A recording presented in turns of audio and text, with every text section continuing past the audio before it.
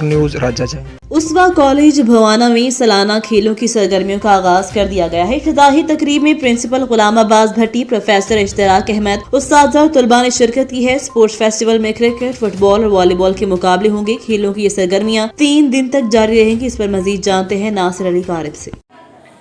उसवा college Bawana में सालाना खेलों की तकरीबात का आगाज कर दिया गया है।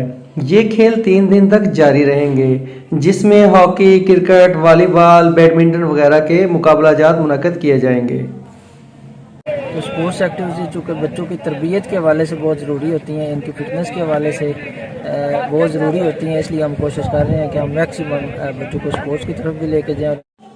खेलों के इनकाद का बुनियादी मकसद बच्चों में कुव्वत फैसला, डट जाने की सलाहियत और मुकाबला पैदा करना है।